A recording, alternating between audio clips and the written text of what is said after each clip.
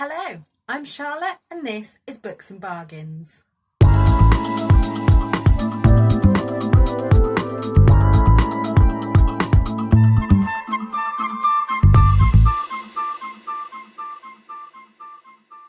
So today I'm coming to you with a bit of a hybrid video.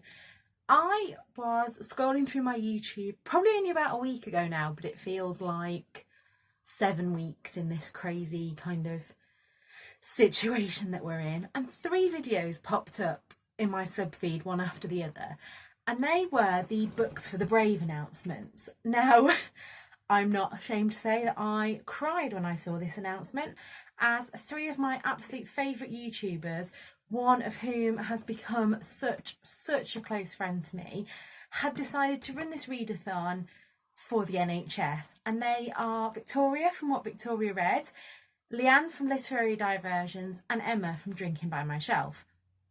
What made me really proud of these 3 videos is that they all acknowledge the fact that I have been banging on about for ages now, is that the NHS is not a charity. If you don't already know, I work for the NHS. I'm a healthcare assistant and I currently work on a respiratory ward. So I have been front and centre. No, that's not true. ITU have been front and centre, but I have been right in the middle of the COVID crisis, and I have worked in the NHS since 2009. So what's that, 11 years now? And I've seen it systematically be abused by the government and people that use it. We're only seeing now how empty A&E beds are. And on the one hand of that, I'm really worried about the people who really should be at A&E, people that have health conditions that need attention, people that have found lumps, for example, that could be a cancer, that are avoiding their GPs. That worries me, that these people aren't coming forward to services.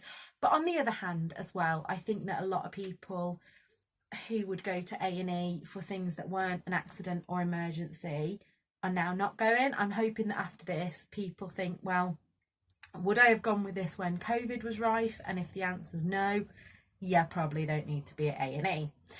Anyway, the wonderful girls are running this readathon, and I think as I'm filming this, they've already raised £600 for an NHS charity, and I'm just so grateful for all the support that I've had from you guys on Instagram. So many people have sent me books and little presents, and I don't expect any of this, but honestly, when I've come home from a crappy shift, they have made my day. And so I thought that I would join in with the readathon. The NHS, I think, is one of the assets of us living in the UK. And I still kind of say I'm only doing my job, and I love my job most of the time. And I'm also thankful to the NHS because, as you all know, not 7 weeks ago, I think I'm on about 17 weeks ago now, I had a total abdominal hysterectomy. I've had 7 surgeries in 7 years, and I owe my life to the surgeons that looked after me. And without getting too emotional here, I owe my life to them for actually doing the surgery. I still suffer from chronic pain. I still live with depression and anxiety, but I feel now a totally better quality of life. I still have pain, but not as constant as I did. And without the NHS, I don't think that I would be here anymore. I want to give a big shout out though to the people that are working in care homes and in supermarkets.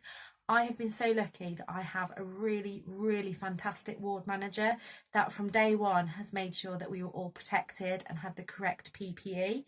Whereas I know nursing homes, my own granddad is in a nursing home, he's 98, haven't been so lucky and have been working exposed to this virus. And I just really hope after all this is over, people stand up for us and join our petitions and just make sure that this government stops bloody abusing the NHS.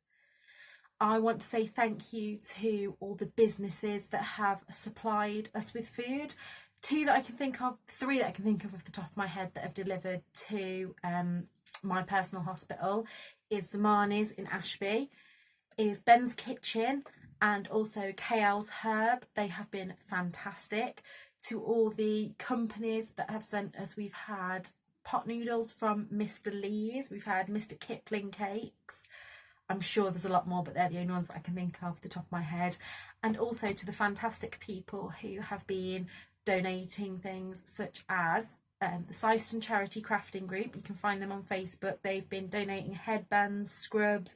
They've all been out there working their socks off to get us these things. The headbands, if you don't understand, at the moment when we're wearing the masks, the elastic goes round ears here. Now, wearing them all day, you tend to get little sores. I don't have it anymore, but you have pressure sores here. So the headbands fit round. I might insert a picture if I can find one.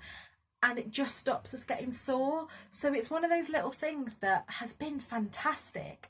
And to all you people that are making things for the NHS, you are far more talented than me, because I don't even really know how to thread a needle. So yeah. So thank you to all those girls for organising this readathon.